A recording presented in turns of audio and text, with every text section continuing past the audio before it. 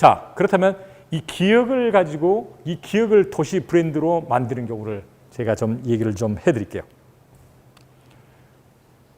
프랑스 리옹을 제가 좀 얘기를 할게요.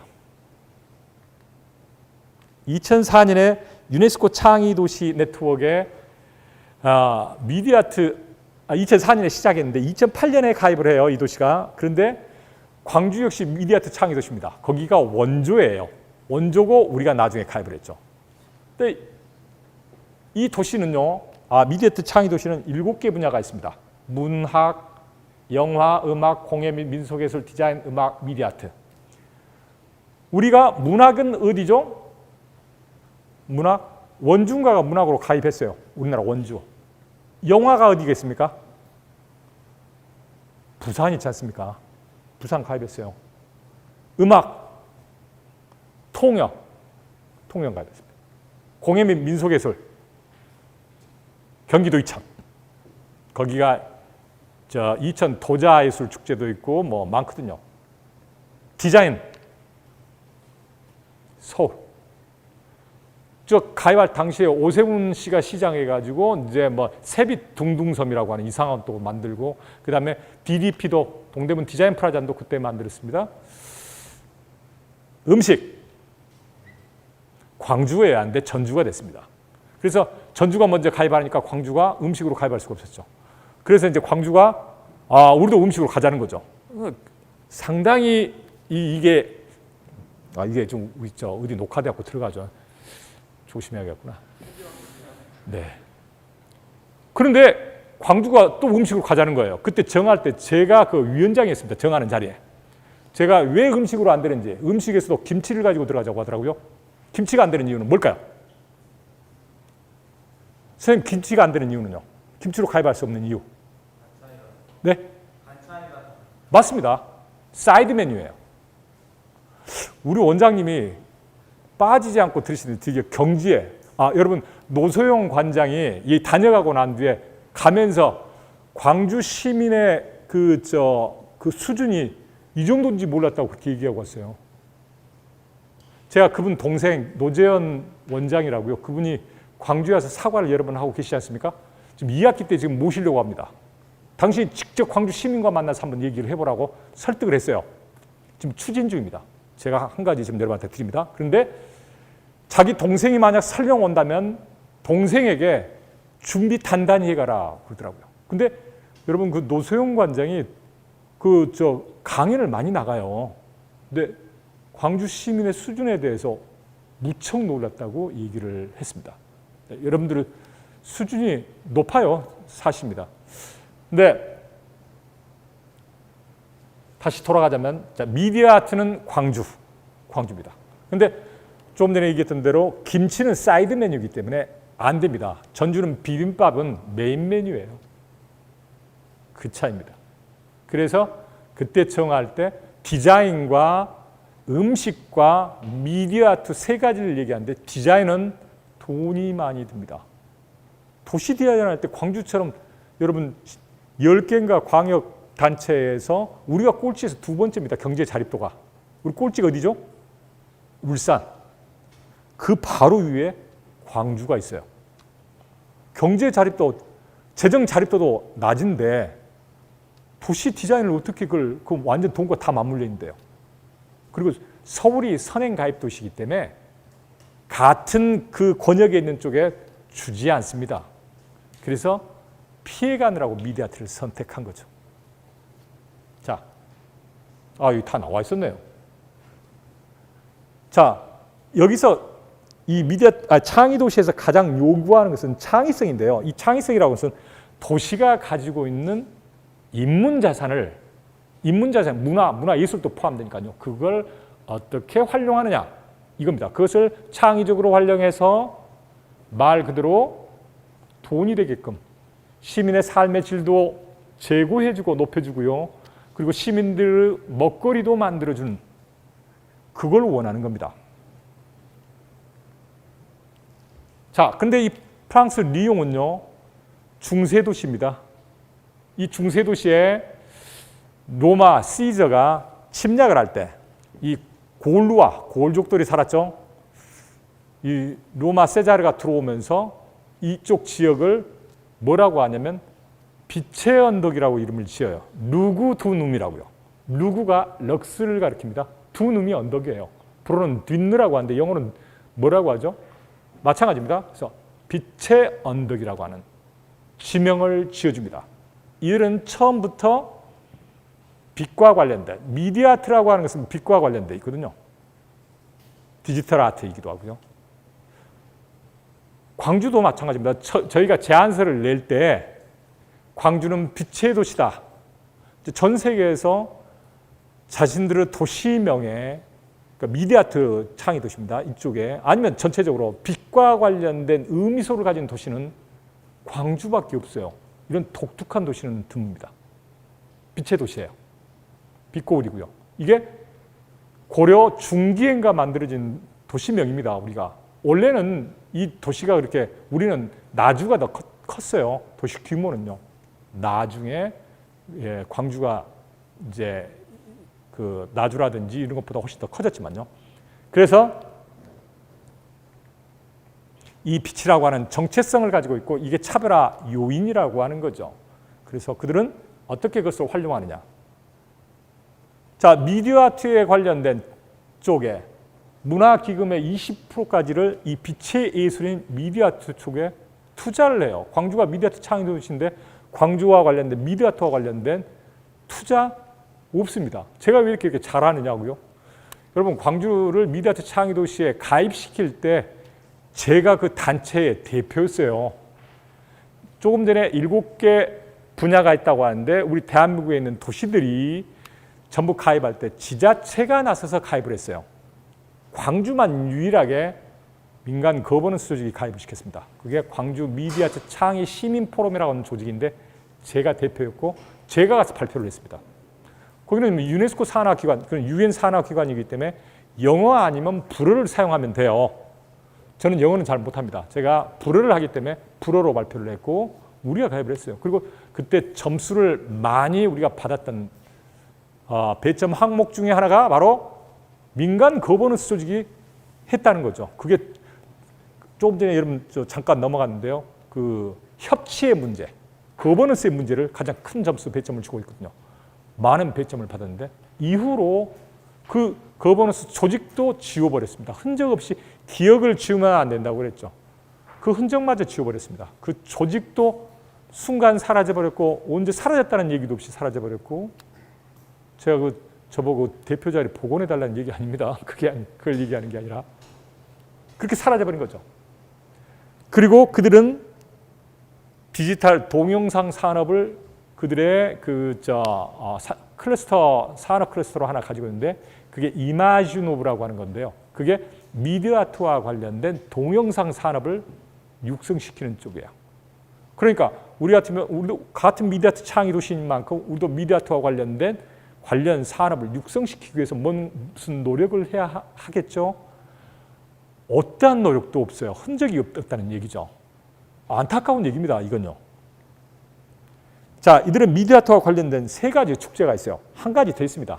근데 3가지를 가장 중점적으로 얘기를 해야겠네요. 빛의 축제, 2번째가 음악의 밤 축제, 3번째가 비엔날레가 있어요. 비엔날레는 광주가 더 유명합니다. 하지만 얘들은 이쪽은 미디어 아트 쪽으로 특화되어 있는 비엔날레를 하고 있어요.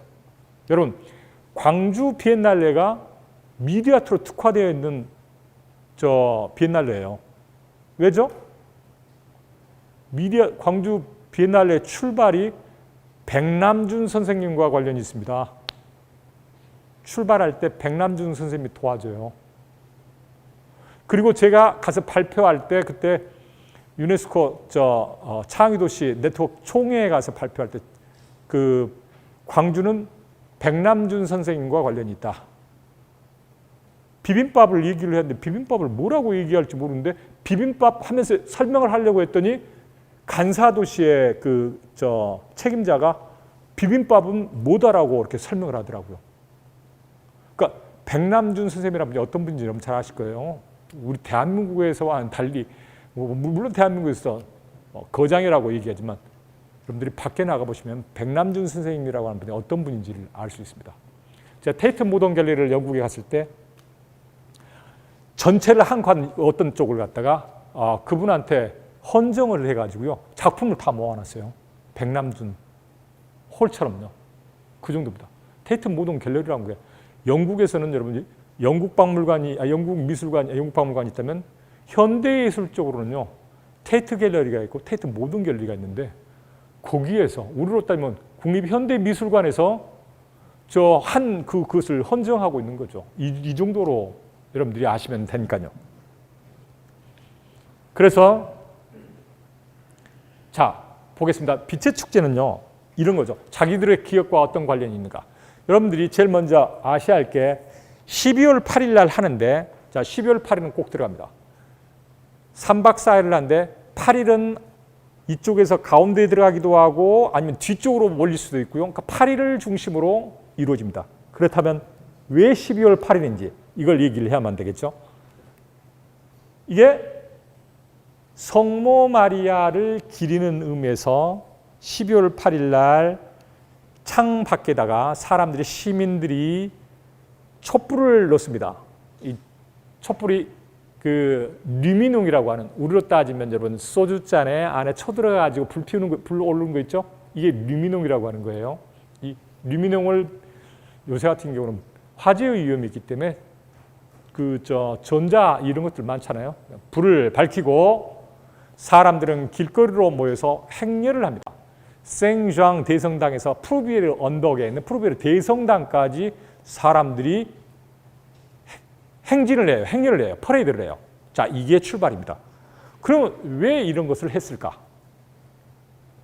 먼저 여러분들이 아셔야 할 게 행정관의 서약과 12월 8일 그리고 9월 8일 먼저 12월 8일 이전에 9월 8일을 기억하셔야만 되는데요. 당시에 여러분들이 팬데믹이 벌어집니다. 패스트가 창궐을 해요. 그때 당시에 여러분 중세 때 패스트가 흑사병이 창궐하면 교회에 모이라고 그랬죠. 그러면 더 죽었죠. 왜죠? 밀접 또 하나가 뭡니까? 밀폐. 마찬가지입니다. 그때 이 패스트 역시 모이면 죽고 흩어지면 사는데 모이라고 한 거죠. 모으면 살고 흩어지면 죽는다고 얘기한 거죠. 떼죽음을 당했죠. 우리가 신준호 교수께서 오셔가지고 그 흑사병과 관련된 얘기도 했습니다. 그때 잘 아실 거예요. 자, 마찬가지입니다. 그때 흑사병이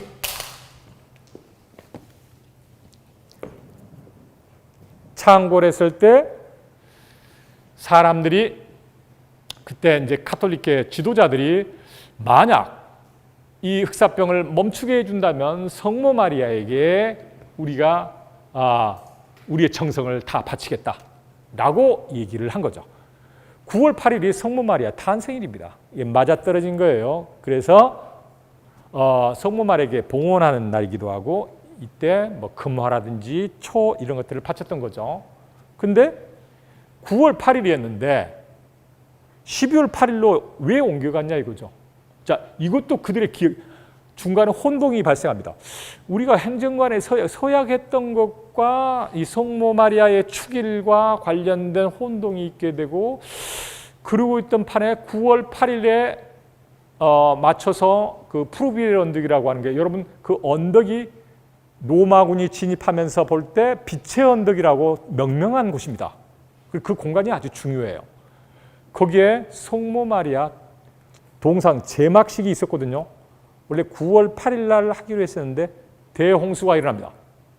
그러면서 자연스럽게 12월 8일로 어찌어찌 하다 보니 12월 8일이 성모 마리아 무염 스테이예요. 12월. 우리 그건 여러분 다 마찬가지입니다. 전 세계가 다 마찬가지예요. 카톨릭 쪽에서. 그러다 보니 12월 8일이 무염 스테이고 이게 맞아떨어서 12월 8일로 간 거죠. 그래서 12월 8일이 9월 8일에서 12월 8일로 옮겨간 겁니다. 이게 바로 여러분들에게 좀 전에 말씀드렸던 류미농이라고 하는 거죠. 자, 직가에 이 류미농을 밝히고 시민들이 동참하게 됩니다. 4일간 축제가 이루어지는데 이 축제는요. 제가 말씀드렸더니 6일부터 9일이든지 7일부터 10일이든지 8일은 어찌됐든 간에 그 8일을 중심으로 해요. 대략 한 400만 명의 관람객이 찼습니다. 여러분, 도시의 규모를 잘 아셔야 돼요. 파리는요, 직경 10km밖에 안 돼요. 우리의 도시의 개념과 달라요. 무슨 얘기냐면 프랑스는 도시가 인구가 많지 않다는 얘기예요. 인구 한 18만, 23만 명이면 대도시입니다. 그러니까 우리처럼 100몇만 이런 도시는 별로 되지 않아요. 광역으로 넓혔을 때 그 정도 나온다든지 하죠. 큰 도시라고 하는 게 20몇만 막 이 정도밖에 안 된다는 얘기입니다. 그런데 이 도시에 400만 명이 몰려요.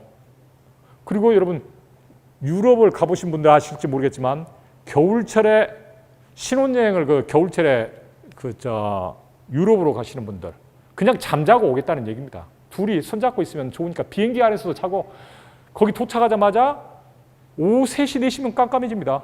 갈 데가 없어요. 그러니까 또 손잡고 또 있으면 되고. 그러니까 겨울철에 그렇게 생각하시는 분들 가지 말라고 얘기하면서 제가 좀 재미있게 말씀드리고자 얘기하는 거죠. 유럽은 겨울철 되면 할 게 없어요. 비가 많이 옵니다. 또 그러니까 빛의 축제를 하기가 좋은 거죠. 완벽한 거죠, 이게. 호텔 100%, 전기 소비 여러분 얼마 이게 노하우가 쌓여가지고 돈 많이 안 들어요. 그다음 관광 명소가 많습니다. 시계상 80개 되고요. 그런데 이 축제 기간 3박 4일 동안에 전 세계에서 조명기획자, 무대 연출가, 디자이너, 조명가, 비디오 영상 연출가, 조경사, 조형예술가, 건축가, 조명개체, 발명가, 멀티미디어 제작자, 도시계획가 다 몰려와요. 전 세계에서. 왜 그럴까요? 여기에 이 빛의 축제의 감독이 한번 광주의 그 빛의 축제 감독으로 온 적이 있습니다. 그 정도로 이 도시가 엄청난 도시예요. 이 관련 이런 쪽으로 이 축제 하나를 가지고 관련 산업 그리고 이 엄청난 관련 분야의 사람들이 다 찾아온다는 거죠. 일반 관람객도 오지만. 자, 좋습니다. 자, 이제 보여드릴게요. 여러분, 우리 광주에서 미디어아트 축제 한다면 광주 미디어아트 축제 하면은 그 문화재단 안에 조그만 데서 끝내요. 여기는 도시 전체를 바꿔버립니다. 완전히 도시 전체가 바뀌어요. 제가 동영상을 보여드릴까 하다 시간이 많지 않아서 사실상 제가 지금 슬라이드를 176장을 만들어 왔거든요. 원래 180 몇 장이었는데 좀 줄여야겠다라고 해서 176장으로 줄였습니다. 해야 할 얘기가 많아서 동영상은 여러분들이 들어가면 볼 게 참 많아요. 자, 사진으로만 좀 보여드릴게요. 이게 론느강 쪽에 강 뚝인데 그쪽에다 이 뚝에다도 이렇게 쏩니다. 이 발랑슈 광장이라는 쪽에 발레라고 하는 춤이라는 거죠. 그걸로 이해는 작품입니다. 강에다가 365일을 얘기하듯 365개의 별들을 띄운 거죠. 자, 띡딱 라누이 데땅. 띡딱이랑 시계 가는 소리입니다. 시간의 밤이라고 하는 주제로 론느강 쪽에다 이렇게 만드는 거죠. 생주앙 대성당 쪽에다가 이렇게. 이게 이제 여기는 중세도시이기 때문에 중세도시라고 하는 것은 건축 자체가 중세의 건축이겠죠. 이거 고풍스러운 건물에 저거 자체가 하나의 저기다가 매핑을 하거든요. 저기 하나의 저기가 파사드가 되는 거예요. 네. 프로비레 언덕의 대성당 쪽에 있는 좋습니다. 그냥 넘어갈게요. 이 언덕바지인데 이 언덕바지에다 이렇게 바꾸는 거죠. 네. 샤조 언덕이라는 쪽인데요. 네. 이것은 프로비레 언덕에 있는 저 대성당입니다. 그쪽. 네. 떼로 광장이라고 하는 곳인데요. 떼로 광장에 슈옹 아베르타 시간과 함께 놉시다 라는 거죠. 상당히 의미심장하지 않습니까? 시간이라고 하는 게. 아까 제가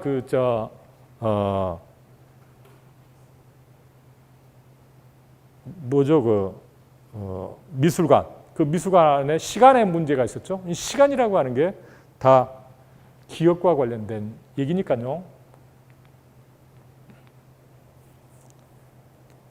오텔 디유, 호텔입니다. 디유는 신이란 뜻이에요. 어떤 곳일까요? 신의 호텔입니다. 시내 호텔. 어떤 공간을 지칭할까요? 시립 요양병원을 오텔디뷰라고 그래요. 오텔디뷰는 시티홀, 시티호텔. 이게 시청이라는 뜻이고요. 네. 론느 이쪽 주의 프레펙트리니까 도청이죠. 도청이자 경찰청이죠. 이런 프레펙트라는 말이 두 가지 의미를 다 담고 있으니까요. 네.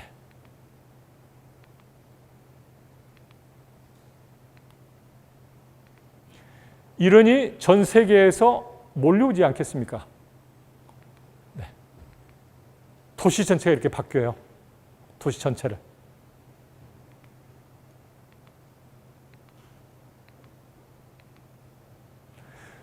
두 번째 또 하나의 축제, 음악의 밤 축제입니다. 전자예술 음악 축제인데요.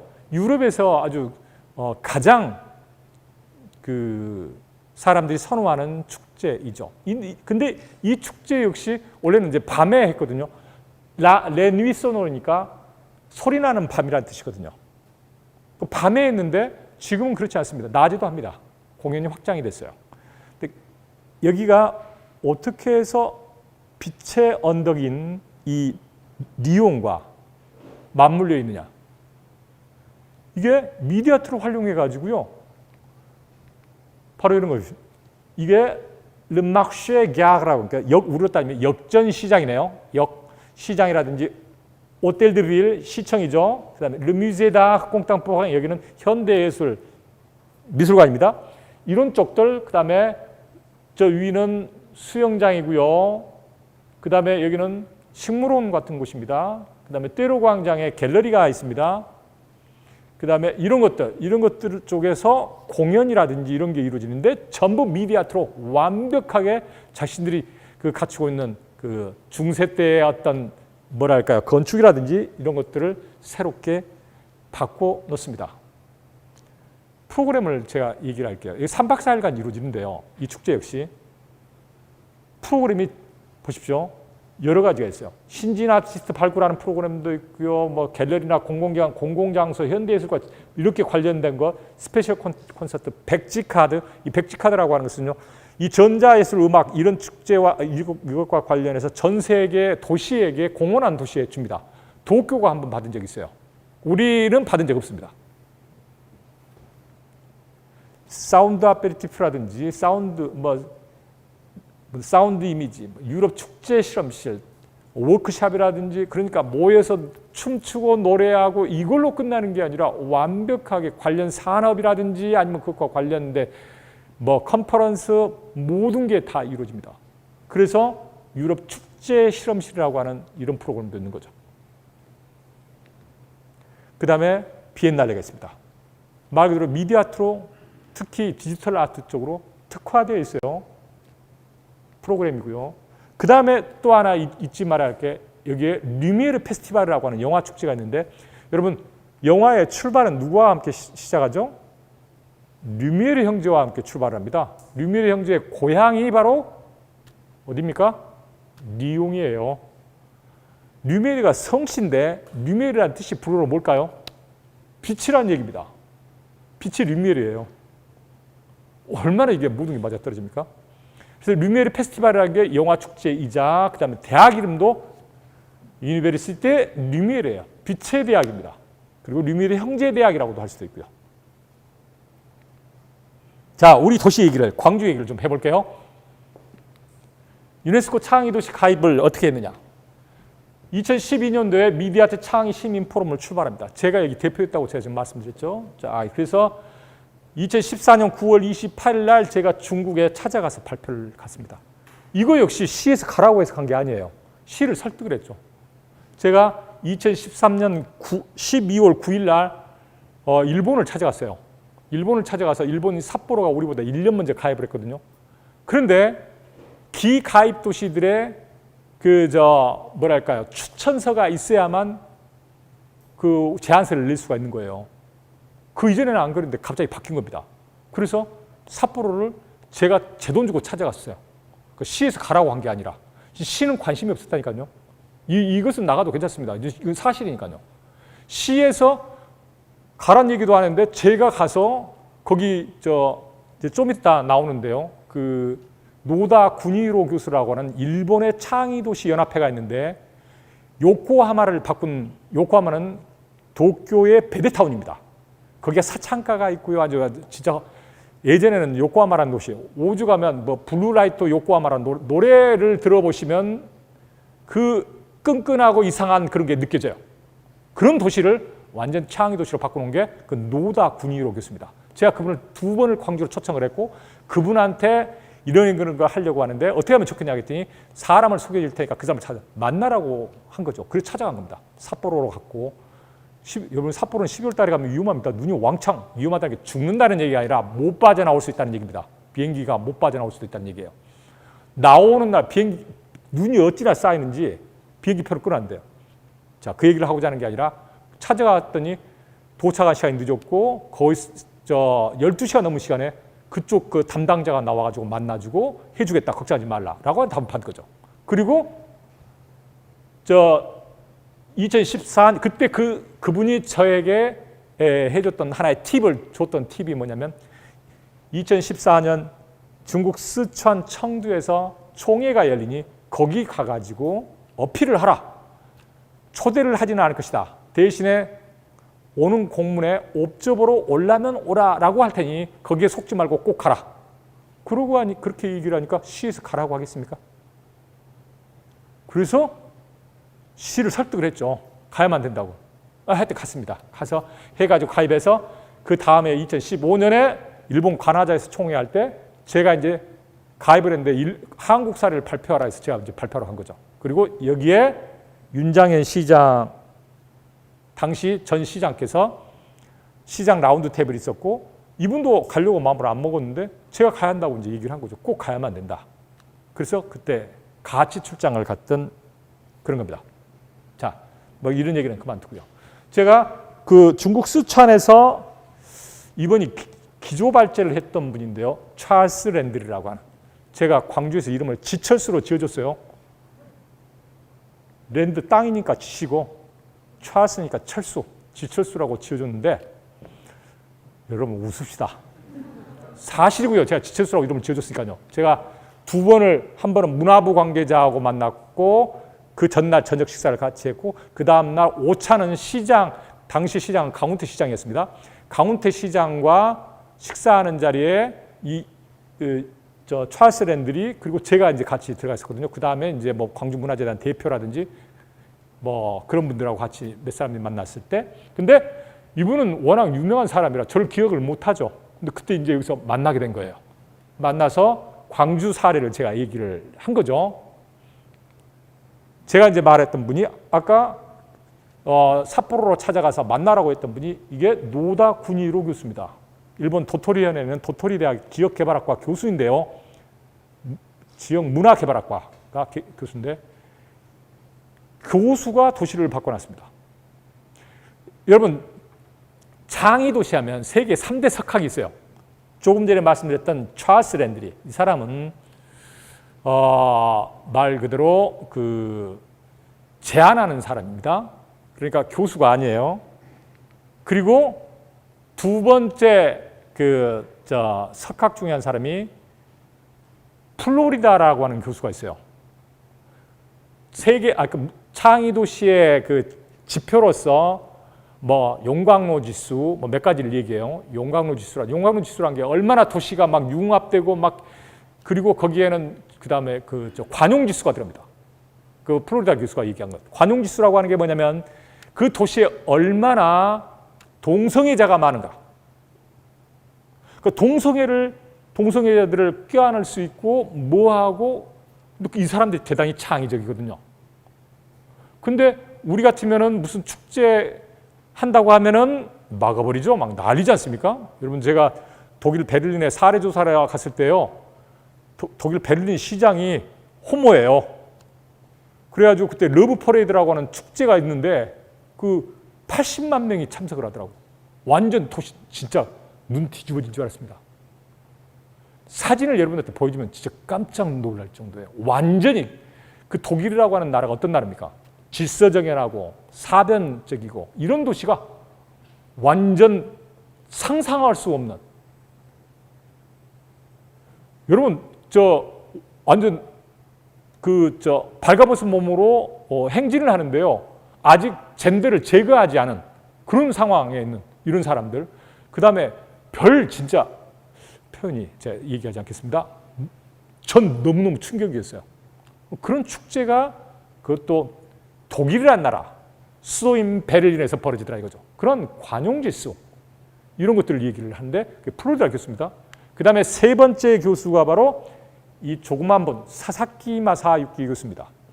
제가 좀 전에 좀 윤장현 전 시장과 함께 참석했던 가나자와가 여러분 그 일본의 에도 문화의 그 모든 것을 그대로 간직하고 있는 도시예요.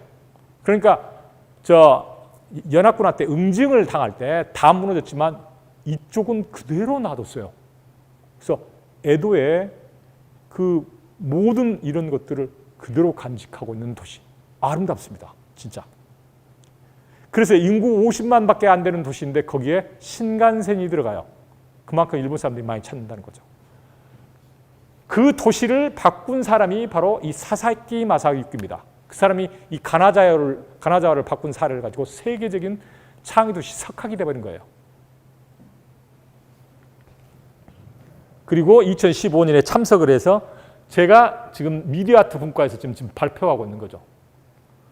그리고 시장 라운드 테이블에서 지금 윤장현 전 시장이 지금 발표하고 이 바로 뒤에 제가 앉아 있습니다.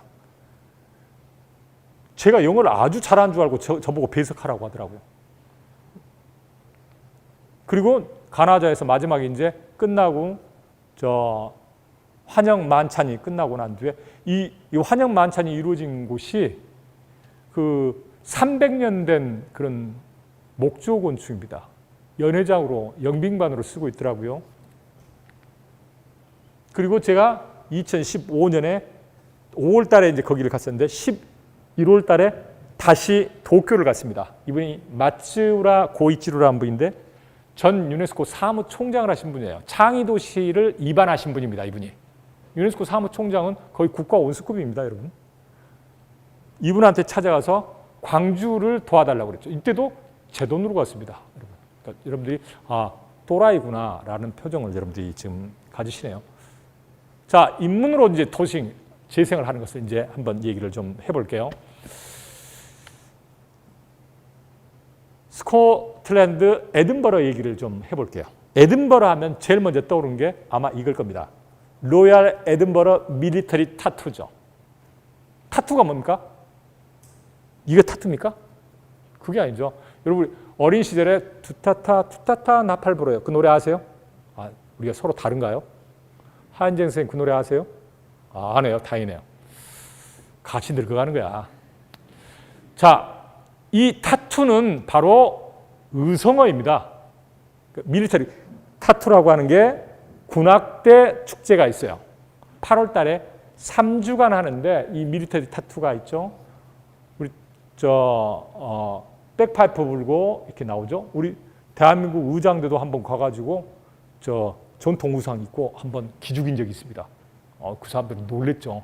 맨날 뭐 백파이프 불고 뭐 이게 아니라 완전히 확실히 잡혀 있잖아요. 그 다음에 에든버러 인터내셔널 페스티벌이 있습니다. 2차 세계대전이 끝나고 난 뒤에 공연이라든지 모든 게 완전 망가졌어요. 그 망가진 것을 우리가 부활시켜보자 라고 해서 뭉치게 됩니다. 그걸로 해서 재통합해보자는 걸로 시작을 했는데 이게 이때 당시에 초대받지 못한 8개 공연단체가 열받은 거죠. 지들만 부르고 우리는 뭐냐? 우리끼리 모여서 그 옆에서 하자. 그래서 모인 게 에든버러 프린지 페스티벌입니다. 여러분 프린지라고 하는 게 주변부라는 뜻이죠. 가장자리라는 뜻입니다. 그러니까 이 에든버러 인터내셔널 페스티벌이 열리는 주변부에서 우리는 작지만 우리 나름대로 하겠다는 거죠.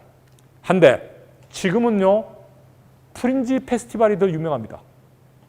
자, 두 축제의 차이점인 여러분 같은 시기에 지금 조금 전에 로얄 밀리터리 타투도 같이 하고요. 다 같이 합니다. 그러니까 이 시기에 가시면 숙박시설 잡기 힘듭니다. 진짜 힘들어요. 에든버러 인터내셔널 페스티벌은 돈을 주고 오라고 그래요. 공연을 초청을 해요. 여기는 우리가 돈 내고 가요. 그러니까 아마추어도 가고 뭐 돈 내고 참가를 해야 되는 거죠. 우리 국내에서 그 개그 콘서트에 나왔던 4인방이 있습니다. 그 친구들 이름이 생각이 안 나네요. 근데 별로 주목받지 못했는데 에든버러 이 프린지 페스티벌에 돈 내고 처음에 그 돈 만드는데도 돈 없는 친구들이니까 상당히 힘들었죠. 근데 나중에 가서 거기 가서 마임으로 대박을 터뜨려버립니다. 지금 엄청나게 유명해요. 이름이 생각나지 않네요. 그 팀들이 참여했던 데가 에든버러 프린지 페스티벌이에요. 이게. 그러니까 한쪽은 공연을 초청받고 한쪽은 돈을 내고 참여하는 거고. 그런데 보십시오. 이런 것들이 지금 밖에서 위쪽은 인터내셔널 페스티벌이고요. 아래는 페스티벌 프린지이고요. 길거리에서 이루어지는 차력도 이루어지고 다양한 공연들이 이루어집니다. 자, 일반적으로 도시 재생이라 하면 제가 통영의 동피랑 마을을 얘기했듯이 외관에 도시의 외관을 바꾸는 것을 많이 생각하는데요. 그것이 아니라 인문학적으로 기억을 재생시키는 방법도 있고요. 자긍심을 갖도록 하는 것도 인문학적 재생입니다. 그건 중요한 거죠. 도시의 기억을 되찾고 도시의 기억을 간직하고 새로운 기억을 쌓아간다는 것. 어마어마하게 중요한 얘기예요. 자, 이걸 하는 도시가 에든버러예요. 조금 전에 제가 3가지 축제를 얘기했는데 그 외에도 에든버러 재즈 페스티벌도 있습니다. 그것도 같은 시기예요. 한 번 가면 여러분들이 한꺼번에 다 보는 거죠. 그런데 에든버러를 그렇게 알고 있다면 큰 잘못입니다. 그것만 알고 있다면. 에든버러는 여러분 브리테니카 사전도 백과사전도 나온 데고요. 거기가 바로 출판 산업의 본향입니다. 그 다음에 문학의 본향이에요. 여기가요. 자, 에든버러 여기입니다. 도시는 이래요. 자, 제가 보여드릴게요. 스코틀랜드 하면 좋죠. 누굽니까? 션 커넬이지 않습니까? 007 원조 배우. 밀리터리 타투, 로얄 밀리터리 타투가 이루어지는 에든버러 성입니다.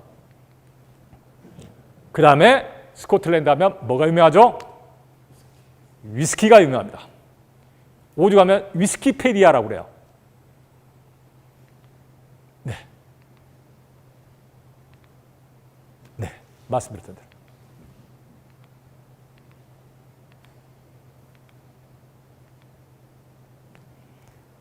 왜 이들이 문학 창의 도시를 문학을 선택한 이유는 그들의 도시의 인문, 도시의 기억이 문학과 관련이 있다는 얘기입니다.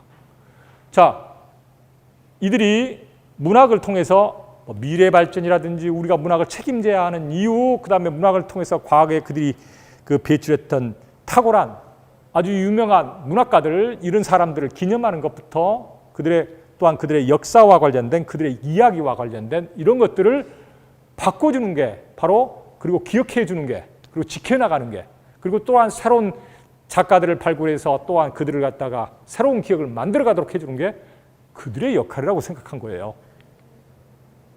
참여, 배움, 지지, 창의성. 같은 맥락입니다.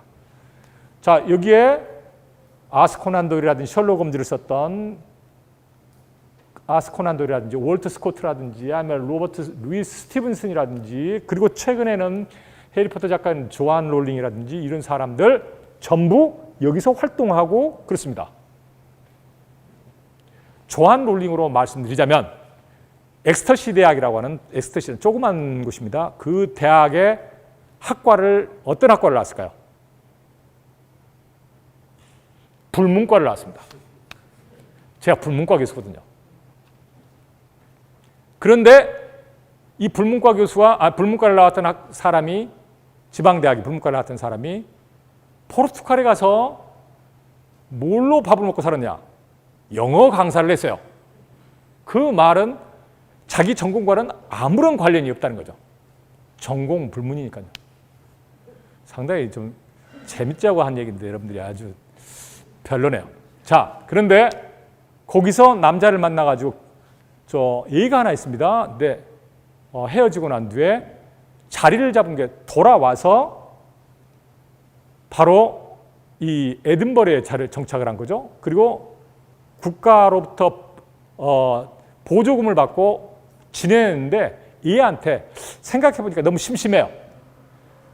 그래서 찾아갔던 곳이 그냥 커피숍이죠. 엘리펀트 하우스입니다. 여러분들이 에든버러를 가면 꼭 가야 하는 곳으로 나옵니다. 엘리펀트 하우스라는 곳에서 판타지 소설, 내 애한테 이걸 읽혀야겠다. 그냥 싼 커피 한 잔 시켜놓고 소일거리 하면서 써요. 그게 바로 여러분 해리포터입니다. 이거 하나 나오자마자 세계 400대 부자 안에 들어갑니다. 포브스라고 하는 세계의 거부들을 그 순위를 매기는 잡지가 있거든요. 거기에 바로 400대 안에 들어가 버리죠. 문학도시가 되기 위한 조건. 여러분이 미디어아트 창의도시가 되기 위한 조건도 마찬가지입니다. 도시환경, 교육 프로그램, 축제, 관련 공간, 그 다음에 그쪽에서 어떤 식으로 이제 미디어를 활용하는가, 이런 것들 다 마찬가지입니다. 근데 뭐 이런 것은 이제 더 이상 얘기하자라도 같은 맥락이니까 넘어갈게요. 자, 좋습니다. 근데 이 에든버러를 얘기할 때 여러분들이 잊지 않아야 할 게 하나 있어요. 이들은 15세기 초에 의무교육을 시작을 했어요, 벌써. 그래서 사람은 태어나면 교육을 받아야 만드는 거예요. 그러다 보니 인재의 평가 기준을 돈 많고 아니면 아빠 찬스, 엄마 찬스를 쓰는 게 아니라 삼촌 찬스 쓰는 게 아니라 지적 능력만 있으면 찬스를 쓸 수 있는 거예요, 스스로. 그래서 지금까지도 이러한 사회적, 교육적 환경이 그들의 교육열, 독서열을 만들어낸 겁니다. 그래서 문학도시로서 계속 앞으로 새로운 기억을 적층시킬 수 있는 그런 환경을 가지고 있다는 얘기입니다. 그게 다른 점이에요. 그리고 관광객들이 많이 오는데 조금 전에 했던 8월 달에만 몰려가는 게 아니라 문학 관광, 문학 투어를 순례를 해요. 어떤 작가가 어디에서 밥 먹고, 그래서 엘리펀트 하우스가 중요하다는 겁니다. 어디에서 차를 마셨고 어디에서 태어났고 그 공간에 박물관이 있고 작가의 박물관이 있고 이런 것들을 찾아가게끔 만들어 놓은 거죠. 그래서 올드타운과 그러니까 구시가지와 그 구시가지가 다 몰려 있어요. 작가 박물관이라든지 아니면 스토리텔링 센터라든지 스코틀랜드 국립도서관, 기록보관서, 그리고 에든버러 대학도서관, 여기가 브리테니커 백과사전을 최초 발간한 곳입니다. 그리고 이들은 또한 문학정원이라고 하는 걸 만들어서 시를 찬양하기 위한 국가 시의 날입니다. 이것과 맞물려 가지고 문학정원에서 누구나 자기가 시도 제가 만약 뜬금없이 저 대학 교수지만요, 저기 우리 인문대 벤치 앞에서 탁 잡고 앉아서 시를 한 편 읽으면 뭐라 하겠어요? 학생들이 지나가다 돌았구나. 그러겠죠? 근데 여기는 누구나 우리라면 시 낭독하는 분들을 보면은 아주 닭살 돋을 것 같아요. 좀 너무 이상하게 읽어요. 근데 시는 그렇게 읽는 건 아니거든요. 그 어떻게 해서 그게 나왔는지는 모르겠습니다만 좋습니다. 그것도 하나의 시를 읽는 방법이니까요. 달리 읽을 수도 있습니다. 그렇게만 읽는 것은 절대 아니에요. 자, 그 다음에 이벤트로 얘기해 보자면 에든버러 국제 책축제가 있는데 세계 제1회 책축제입니다. 도서축제가 많아요. 프랑크푸르트에서도 열리고 많습니다. 근데 이 축제는 대단히 좋은 게요. 책을 살 수도 있지만 여기는 자기가 읽지 않은 책 갖고 가서 바꿀 수도 있습니다. 물물교환도 이루어져요. 그 다음에 부대 행사로서 문학 컨퍼런스가 이루어지는데 많은 것들이 있어요. 도시 읽기라고 하는, 말 그대로 책을 통해서 도시를 읽어낼 수 있는, 제가 도시 텍스트를 얘기했죠. 도시 텍스트를 읽어낼 수 있는 이러한 기회도 줍니다. 그 다음에 여러분들에게 한 가지 얘기하고 싶은 게 있는데, 이게 작가 레지던스 프로그램인데 그냥 모여서 작가들을 레지던시 하는 게 아니에요. 어떤 때는 감옥에서도 합니다. 수용자들의 이들의 글쓰기라든지 쓰고 읽는 능력 개발해주고요. 나아가서는 그러니까 교화를 시키는 것은 바로 이게 진정한 교화인 것 같아요. 지금 요새 여러분 보면 청소년들이 뭐 촉법 얘기 많이 얘기하죠. 그 친구들 갖다가 거기에 대한 형량을 높이면 된다고 하는데 형량 높이면 뭐합니까? 그 안에서 더 나쁜 것만 배워 나오는데요. 그게 아니, 진정한 교화를 이룰 수 있는 것은 그들이 직접 참여해서 뭔가를 스스로 깨닫고 배울 수 있게끔 해주는 겁니다. 특히 문화적인 어떤 것을 그 감수성을 키워준다든지 이런 게 독서로 이어지고요. 이렇게 가거든요. 교화는 그렇게 이루어져야 돼요. 지금 교화 차원에서 이루어진 건데 그것뿐만 아니라 병원에서도 이루어집니다. 아픈 환자들에게는 문학으로 희망을 주고요. 수용자들에게는 바로 그들의 읽고 쓰는 능력을 넘어서 자기들이 작가가 되기도 합니다. 여러분 이런 사례도 있어요. 미국에서 수용자들 중에 감방에서 있던 사람들이 독서 토론회에 나옵니다. 근데 영국이나 미국의 그 명문대 그 진짜 뛰어난 우리도 보면 가끔씩 보면 토론대회 하면 나와가지고 막 얘기를 잘하잖아요. 우리말로 하기도 힘든데 영어로 막 그 토론하는 고등학생들 보면 놀랍더라고요. 근데 여기서 어떤 일이 있었냐면요. 미국에서 핵 주권과 관련된 토론을 열었는데 영국 케임브리지 대학을 꺾어버린 거예요. 그리고 하버드 대학도 꺾어버린 겁니다. 그럼 이 사람들이 대체 누구인가 봤더니 그 팀원의 고졸자는 한 명뿐이었어요. 나머지는 고등학교도 못 나왔다는 얘기입니다. 애들이 나가서 쓸어버린 거예요. 완전히 말 그대로 싹쓸이 해버린 거죠. 요새 싹쓸이 안 보시나 보죠? 안 오시는 거 보니까.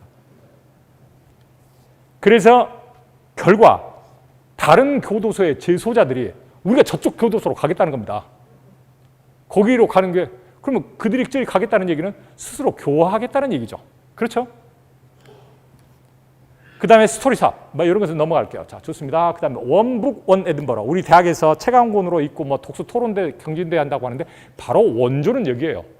책 한 권을 읽고 도시가 하나 되는 거예요. 우리는 대학에서 그거 한 권 읽고 우리가 독서 토론대 하는데 거기는 에든버러 시민 전체가 그 책을 읽고 독서 경진대회를 해요. 이 말은 뭘 의미하는 줄 아십니까? 책이 새로운 권이 한 권이 나온다면 에든버러 출신의 작가가 책 한 권 썼을 때 그 책을 하나 선정해주면 이 책을 모든 학교와 도서관과 여기에 다 들어가요. 이 말은 자연스럽게 에든버러 출신 작가가 뭐가 되죠? 베스트셀러 작가가 돼버려요. 그렇게 되는 겁니다. 그래서 문학으로 에든버러 시민을 한데 묶어내는 거죠. 이게 진정한 인문학적 재생입니다. 도시를 바꾸는 거죠. 시학교 프로젝트. 피난처의 도시는 핍박받는 정치적 핍박을 받는 어떤 그런 문학가들 이런 사람들을 받아줍니다. 가족까지 다 받아줘요. 문학 도보 트램, 여행과 관련돼서. 시와 트램은 트램을 타고 다니면서 작가와 관련된 이런 것들을 탐험하게 해주는 거죠. 문화형 주장 아까 했는데 이게 또 나오죠? 이제 마지막 이제 가야겠네요. 프랑스에서 독서 축제를 제가 하나 소개를 할게요. 지금 책 얘기가 나왔으니까 이 얘기를 좀 해보려고 그래요. 이것은 어떤 도시만 하는 게 아닙니다. 프랑스 전체가 다예요. 뭐냐면 이 독서 축제라고 하는 게 이 문화부 장관 89년에 ዣ클랑이라고 하는데 미테랑 대통령 시절 프랑스에서는 한국을 방문한 유일한 대통령이 미테랑 대통령입니다. 지금 그 이후로는 온 사람이 없죠. 그때 당시에 이 사람이 교육부 장관, 문화부 장관을 했어요. 프랑스에서 교육부 장관과 문화부 장관, 하여튼 특히 교육부 장관이나 문화부 장관을 하면은 그 양쪽을 다 겸했다는 얘기는 실세란 얘기입니다. 외무부 장관이라든지 아니면 이런 것보다 훨씬 더 실세예요. 그만큼 교육과 문화에 대한 그 시각이 남다른 시각을 가지고 있죠. 그래서 독서와 관련된 국민들의 독서를 증진시키기 위해서 국가에서 그 관련 예산을 많이 올려준다든지 이러한 것들을 하죠. 그런데 이 프랑스 독서 축제가 리헝 페트입니다. 축제로 읽자는 거죠. 책으로 독서로 축제하자는 얘기입니다. 그런데 이걸 지금 해요. 그래서 이 안에서는 책 전시, 신간서적 전시회도 하고 모든 게 이루어지는데요. 한 달 동안 이루어집니다. 여러분 또한 그 프랑스에서는요 음악 축제가 있어요. 음악 축제가 있어가지고 그 음악 축제 기간에는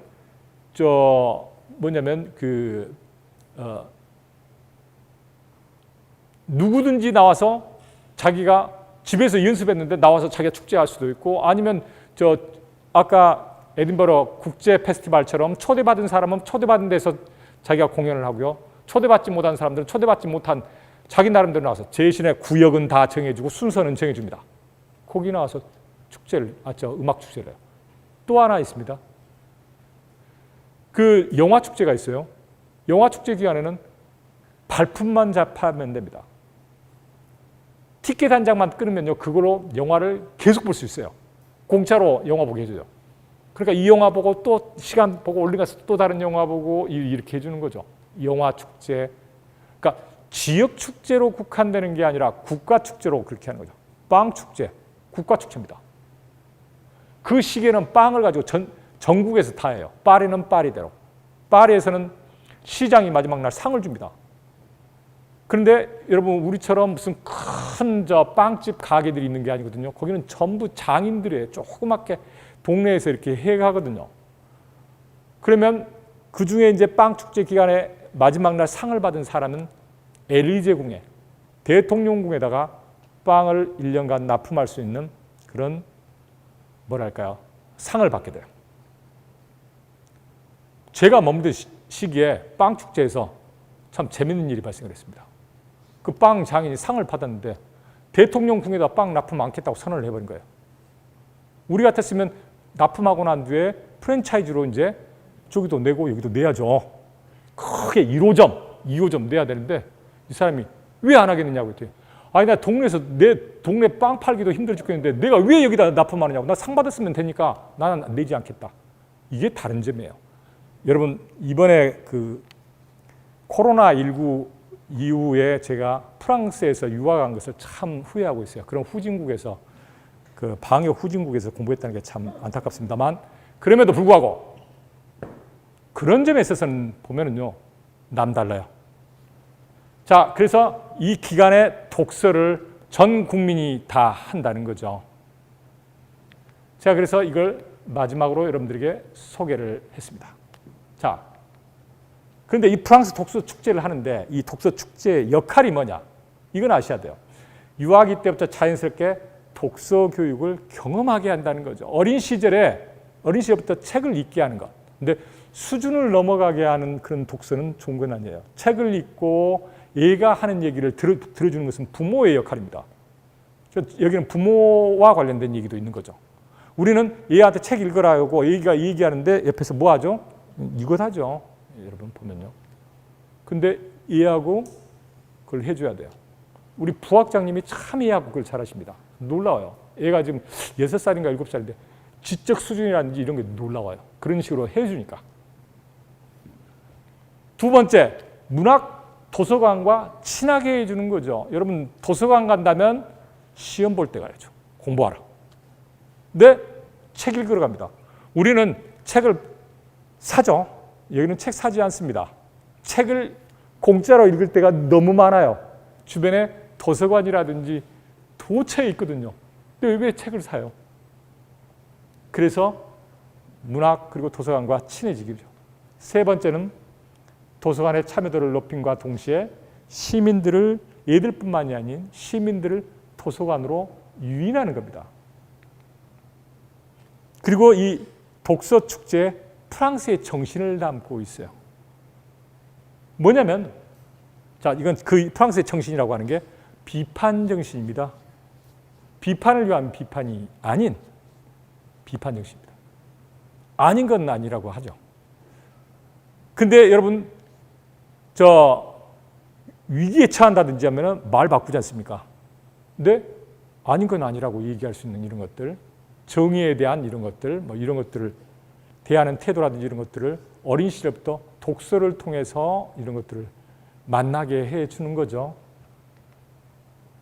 프랑스의 1년 평균 독서량은 11권입니다. 한국이 2.7권이에요. 하루 평균 독서 시간이 1인당 1시간 50분 정도 돼요. 자, 그래서 사람들이 책을 읽고 있어요. 이렇게. 심지어는 꼬마도 지하철에서 책 읽고 있어요. 이걸 사진을 잡으려고 한 게 아니라 누구나 다 이래요. 보면은요.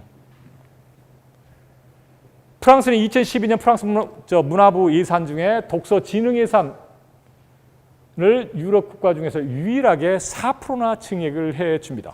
독서만 관련해서요. 그래서 디지털 독서 시대가 바뀌었는데 이건 역시 거기에 그들은 준비가 되어 있습니다. 자, 조금 전에 프랑스의 에스프리를 담는다고 했는데 바로 그런 축제의 목표가 비판적 감수성 함양입니다. 그 다음에 문화적 사회 불평등 해소입니다. 문학이라고 하는 게 그렇습니다. 역지사지를 가리키거든요. 상대의 역에 상대의 배려하는 마음이라든지 상대의 마음을 이겨내는 것, 이런 것들을 가리키거든요.